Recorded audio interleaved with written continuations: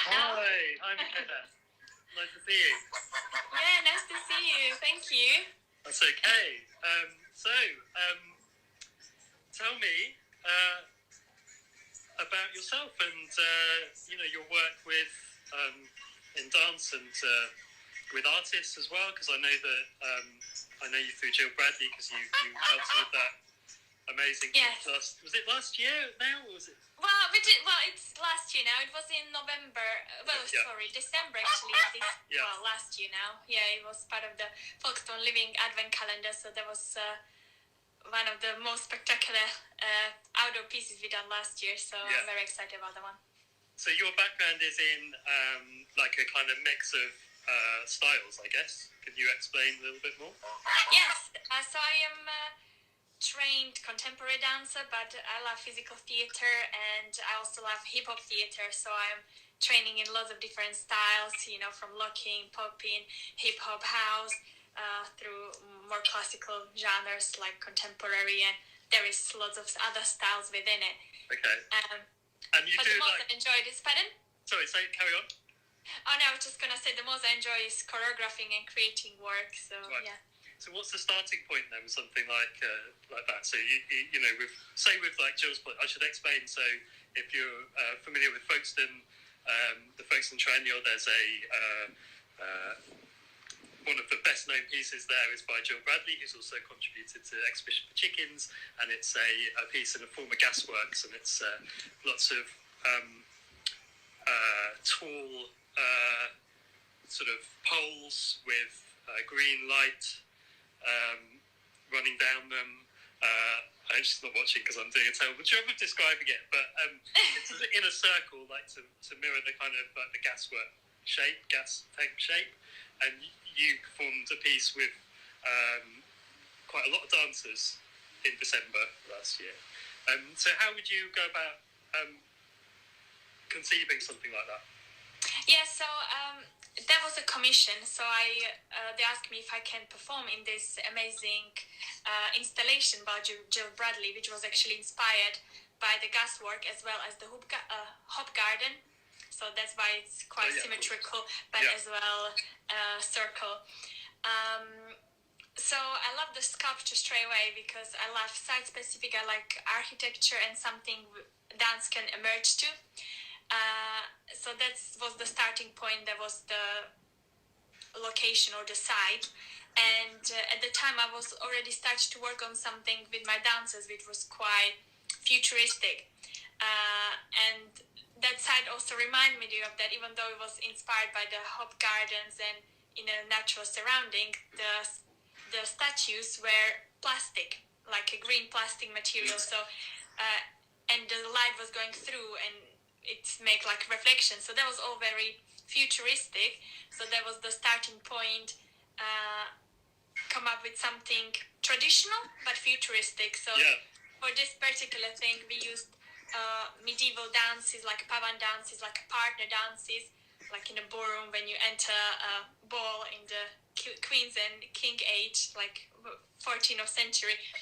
But we twisted it and made it like people from different dimensions or planet Mars or things which we don't know if even exist or are somewhere far, and these creatures came from different nations or dimensions and fitted in the space which for us was the ball space where we all met and had a little dance off. Yeah, it was fantastic. Everyone joined in. I don't think I did though. We invited audience as well to join in. Yeah, that was quite cute actually. So going back to Exhibition for Chickens then, and this is your contribution, and I absolutely love the setting. I just think it's absolutely beautiful, and then the dance itself. And this was it improvised or had you sort of prepared for this? Yeah, it was improvised. I was looking for a right place to do it. I was expecting to have a grass and me being like a chicken popping out of the grass, but at that day I didn't find any. So forest it was, and I saw this log lying down. I was like, oh, let me wake up, like because of the song at the beginning. So that was the all little starting point there. But then as the music started to play, it was all improvised. And you do quite a lot of these sort of videos on Instagram, don't you? Like minute long pieces. Do you try and do that every day or most days? Yes, I did few like challenges on Instagram. So some of them did include like every day. Some of them was like a task. Some of them were like completely random. And lately, when the lockdown started, I was living at the time in London, and all I had was a room Right. and all my clothes. So I love colors a lot. So I managed to find outfit of each color, and I did improvisation on every day of the color and made like a collage. Oh, cool. Where it kind of connected as well. It was a little bit pre-planned, but it was pretty much improvised. But there were moments where I needed to do something in order to work with the rest of the videos. What do you think the chickens will make of it? Or do you want? I was just going to ask you how. Oh, right. Well, I don't know really. I mean, I was thinking that because I've been sort of one of the reasons I put this on is because I sort of feel like there's no arts around for them normally. But then I realised that in Ashford near us, because there's Jasmine Vardaman, isn't there? And so maybe actually the chickens would be more interested in dance as an art form, and if they weren't, they could go there because that's easier than going to an art gallery. So maybe it would sort of make them think about the way they move, because they've got quite an interesting way of expressing themselves through movement, haven't they? Anything what moves is kind of interesting to me, and find how that evolves and what you can do with it.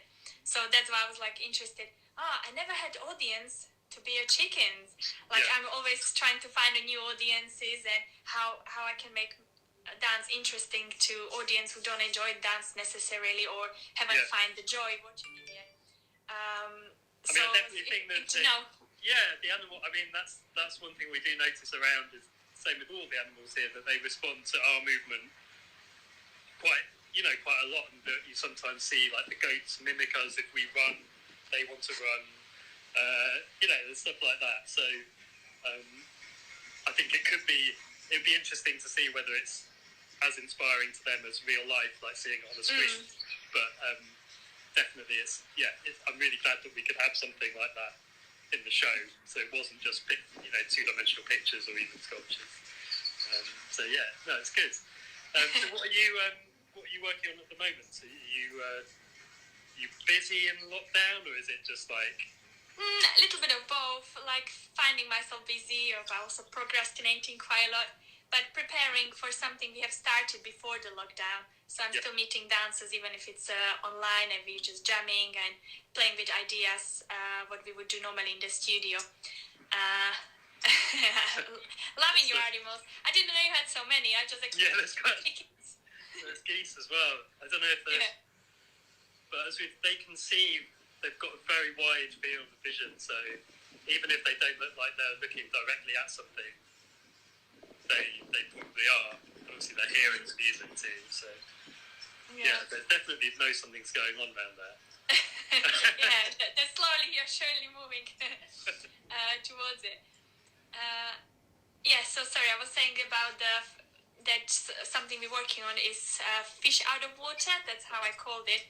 And so whilst we now in the animals, it's quite relevant, I guess.